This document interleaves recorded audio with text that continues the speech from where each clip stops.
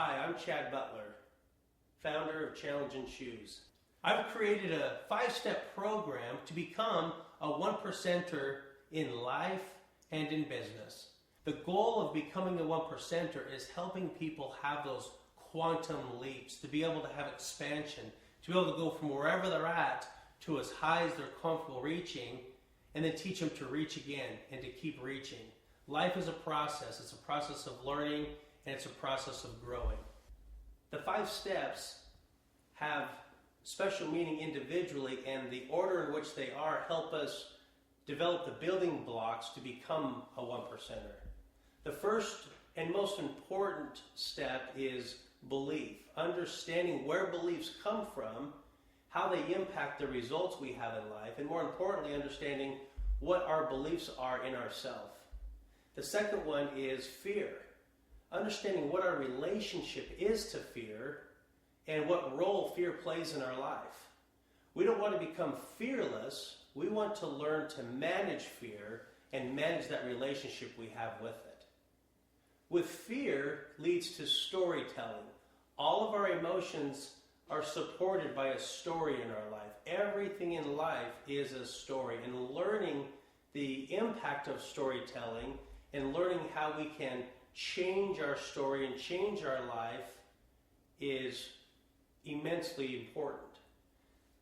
From there, we learn how to live in our dreams, learn to live our passion. If we're living in our passion, if we're working in our passion or doing what we love to do, it's not work.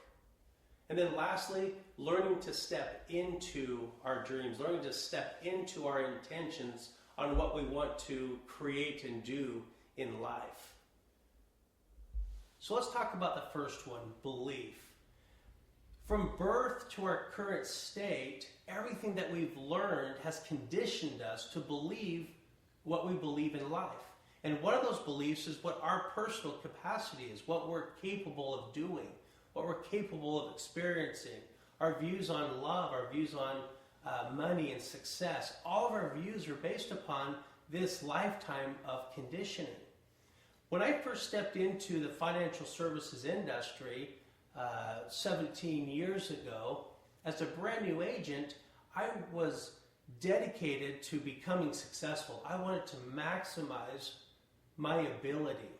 The first thing I set out to do was go interview all of the people who had made it. I asked around, who were the top producers within our state? Who were the top producers within our company? And when I sat down and met with them, either by phone or face-to-face, I would ask them, what practices do you want to emulate? Who is your heroes within the industry? And I would ask the same questions to each and every person about what led to their success. What did they focus on? What products were the most important to sell? How did they present? Who did they work with? A myriad of questions trying to dig into the minds of these successful people. Why are you successful? And why are other people not? The one conclusion that I came to was that none of them were doing it the same way. Nobody had the same pattern. Everyone's patterns were different. There were some sprinklings of, hey, you have to work hard and things of that nature. But the one thing that was synonymous with all of them was their belief in themselves. And right then and right there, as a brand new agent starting a brand new career at 25 years old, I realized that I needed to find the secret sauce within me. That there wasn't any external magic. There wasn't any magic in language or knowledge or even communicating. Our belief in ourselves led to that. I had a client who I've recently interviewed on my radio show who speaks very clearly about this process. He was in the mortgage industry, and his third year, he was in his low 20s, and he was killing it, making more money than he ever thought possible. He was having a blast doing what he was doing, and his boss came up to him one day and said, "Why are you not living up to your potential?" And this shocked him because he was one of the top producers in the company. And she said, "Everyone here is living up to their potential, but you. What's your problem?" So obviously they had a fun conversation about he needs to step it up, and this motivated him. The very next year, he doubled his production. I asked him, what did you do differently? How are you able to double it in a 1-year time frame? He said, all I did was do the activities that led me to my result. In other words, his belief changed. He believed that he could double his practice, and inherently, his behavior matched the goal. His behaviors, he called the right people, he called better people, and he called more of them. In order for him to double it, he had to improve his marketplace. He had to improve who he was talking to. And this is what the process is. The challenge and choose model is our thoughts or our beliefs or our mindsets lead to these behaviors, and our behaviors always lead to our results. His belief in taking it to the next level led to his behaviors. I asked him simply, how much harder did you work? And he said, I worked less. I said, did you work smarter? And he says, it wasn't that I worked smarter. I wasn't calculating in my activities day to day. I just kept my vision on the goal, and everything else happened. I have found that to be the case for me in my business. I've been challenging my theories, my model, for nearly 20 years as it's been in development. In my practice, I would say to myself, this year, I'm going to work half as much and make more money. The next year, I wanted to work that much and make double the money. And every year that I tested myself, the results always came true. The belief that we have in ourselves, the belief that we have in our ability, is what gets us to that next level. In business, we have our 80, we have our 20. The 20% get these principles. The 80% hasn't quite got that. But what I'm finding is it's difficult for the 20%ers to become 10%ers. And it's difficult for the 10%ers to become 1%ers. And the challenge and choose system is to help these 20%ers and these 10%ers take it to that next level, take it to that quantum leap. We give them the tools, the strategies to understand what limits them and how we can change those stories to change their life. New stories, new life.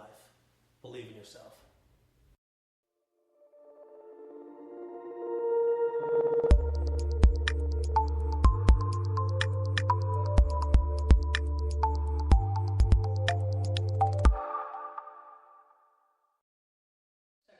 Of the course, we're going to be talking about fear. Fear is a very, very important part of the process.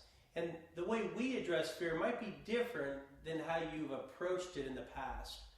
What we're trying to accomplish in this part of our workshop is not to create fearless warriors. We're trying to create people who understand how to manage fear. People who are fearless are just able to separate the stories around fear. I have developed a story around fear in my life, and that is, fear is a constant companion of mine. It's a friend of mine. It's actually a very close friend of mine that teaches me and guides me to what I want to accomplish in life. Because whenever fear comes in my life, I know that I'm on track to what I'm trying to accomplish. And the bigger the fear, the bigger the goal that I'm trying to accomplish. So trying to gauge what our relationship is to fear is very important. Understanding what its role is. Fear is a teacher. Fear is a precursor to creativity and action.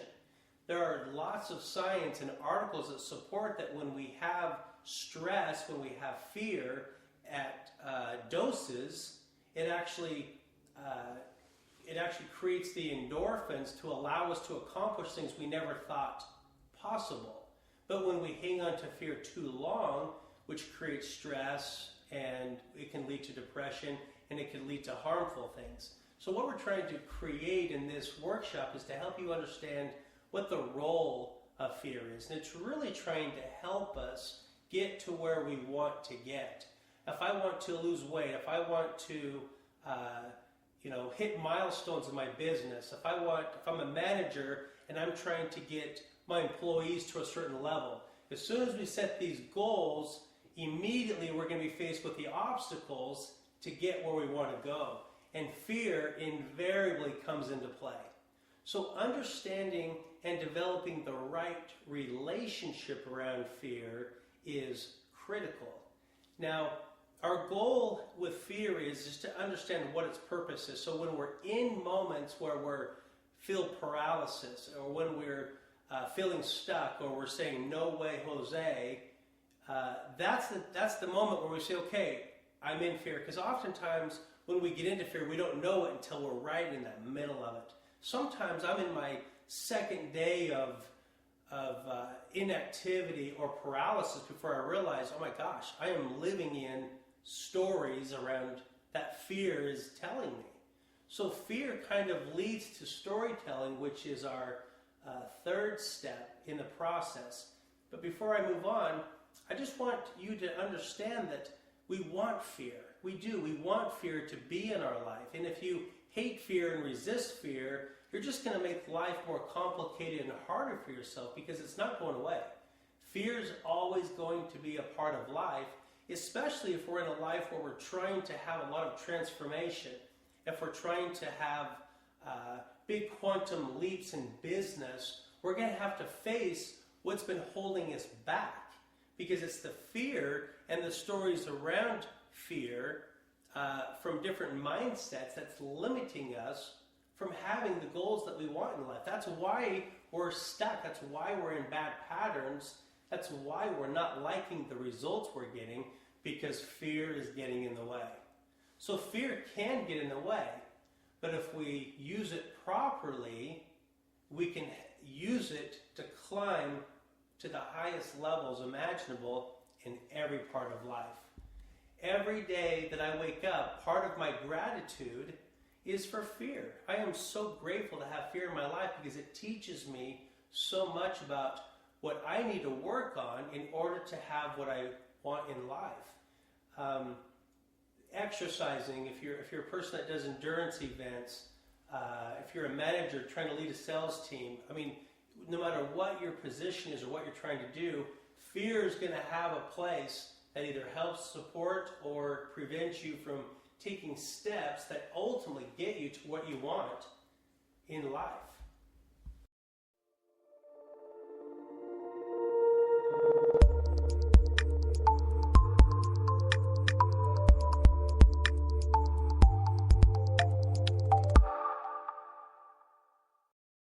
I recently saw a show, a Will Smith show called Afterlife, and I wanted to share a quote from the show that is a perfect challenge and choose moment. As a matter of fact, our people are looking into it. I think they stole this from us. It's the quote is, "Fear is not real. The only place that fear can exist is in our thoughts of the future. It is a product of our imagination, causing us to fear things that do not at present or may not ever exist. That is near insanity." There is so much truth about the quote. Our thoughts, that's the only place it can exist is in our mind, because it hasn't happened yet. Everything is fabricated around fear.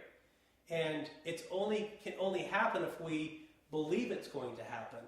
That's the whole purpose of the step one is we got to understand where our beliefs come from. We got to understand how we're conditioned and how those beliefs can lead to our results in life.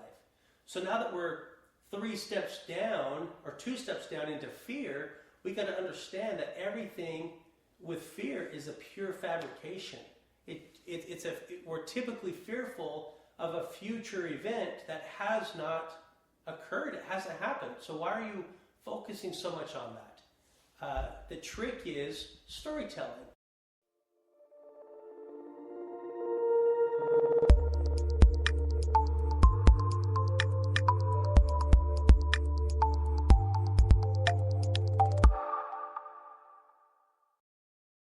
Third step in becoming a 1%er, which is storytelling.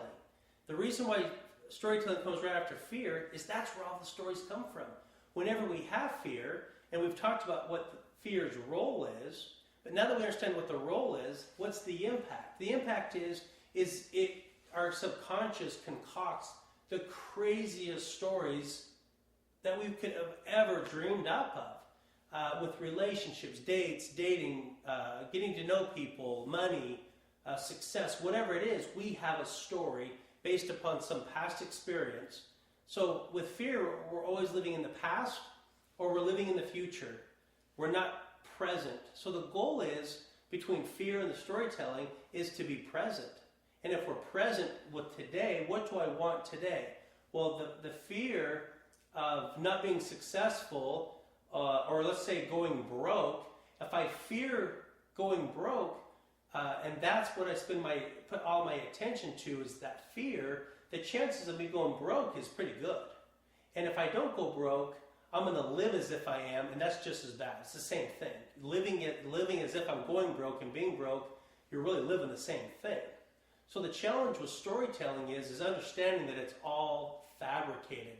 Just like the Will Smith story, he's telling his soldiers, listen, everything is fabricated. Nothing is real until we make it real. So the key concept of storytelling is understanding that when we are faced with a challenge, let's say you're a salesperson and you want to be better at making closes. The fear might be, well, I don't think people trust me. The fear might be, I'm not very credible, or I'm not knowledgeable enough. I need more experience. I need more education. The fears of the stories start playing out on what you think you need in order to become successful. They're just stories. The trick to overcoming the stories is to create new ones. It's learning to script, learning to understand that all of our thoughts that we're dreaming and scheming about, which ones do you want to become true? These fabricated stories, futuristic stories about how you're going to fail, you're not going to deserve, or this person might think this of me, or whatever the case might be. Or do you want to write a script, a future story that supports what you ultimately want? Just like with this gentleman that I talked about at my workshop, he wrote a new story that the surgery is going to be successful, that he's going to feel 20 years younger. He's going to be able to start gardening again and working in his shop and building, and he's going to be free of pain. That's a story I would rather live than the one that I might die, that I might end up in a wheelchair. Neither one of them have happened, and the reality of it is the more positive one is typically the one that's going to happen. Back to the Joseph Campbell quote, the cave in which we fear holds the treasure that we seek. And that's so true. I find that the scariness of the unknowns and the stories that come with it, if I go into the cave of life, the cave of business, the cave of relationships, something bleak might happen. I might die. I might get divorced. I might lose my business. I might lose these clients if this happens or this happens. But they haven't happened yet. So the idea of storytelling is recognizing that all of it is a fabrication of your mind, of your subconscious.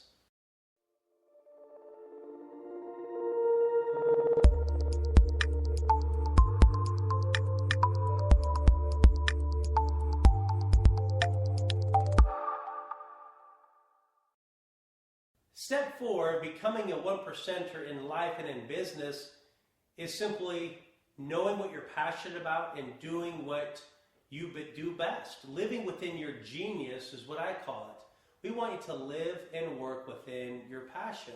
When we're living with what we're passionate about, work becomes easy. This is a pretty self-explanatory section, but it is critical, and the lessons here, what we want people to help describe or find, is what are they passionate about with what they're currently doing. We're not encouraging people to go out and find new careers like I did. We're trying to help people find the passions with what they're doing.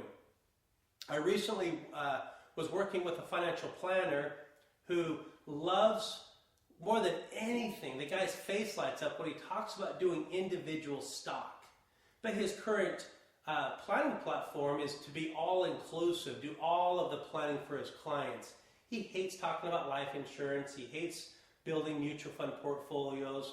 He hates the retirement planning stuff. But when he talks about doing individual stocks, being an individual stockbroker, he literally, his face lights up. That's all he talks about.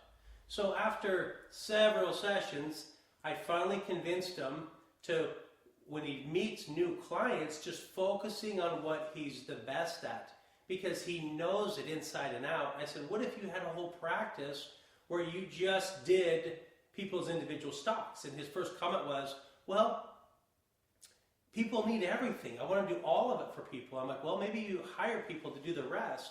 But what if your whole practice was involved with just what you loved to do, the individual stock? Well, he took my advice, and within 6 months, he was able to start creating the clientele to support that. Now, what's interesting is, what his fear is most of the people he worked with, the stocks really only played into a small factor of their overall planning. Stock is a lot more volatile, has a lot more risk, so it shouldn't be the majority of a person's individual retirement planning. And I knew that going into it, but I said to him, what if you met people that have larger pies to work with? Larger amounts of money that you can do what you do with. And that's exactly what happened. By being just the stock portfolio guy, what he ended up creating was confidence in calling people who had huge portfolios, people that already had stock portfolios in other areas. And he was able to lure over way more assets than he ever was managing at the time.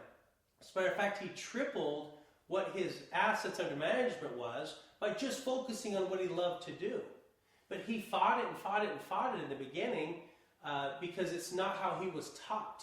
It's not the stories and the fears around, well, I'll lose my clients and I need to do this, I needed to do that.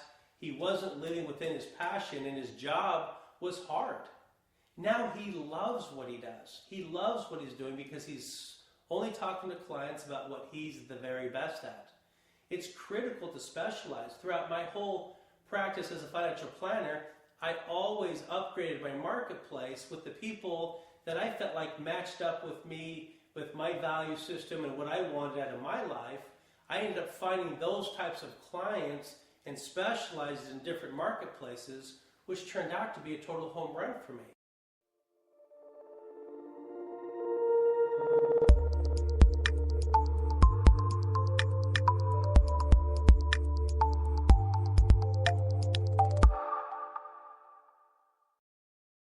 Step 5 of becoming a 1%er in life and in business is stepping into it, taking action.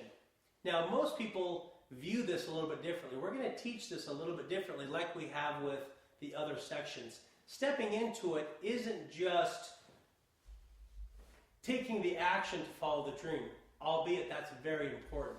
What we're talking about stepping into it is, it's critical for us to understand again, how do we get the results? If we're getting results we no longer want, how do we change it? Okay? We can use scripting, we can understand fear, we can understand stories, and we can create the stories that we want. Stepping into it is stepping into changing the mindset. We got to change the mindset and the beliefs in order to get a new outcome. The reason why 98.9999 diets don't work is we're just changing behavior. See, I can step into losing weight by getting a gym membership and starting to go to the gym, but the chances of me having a lasting impact on my weight loss is going to be short-lived, like it often is.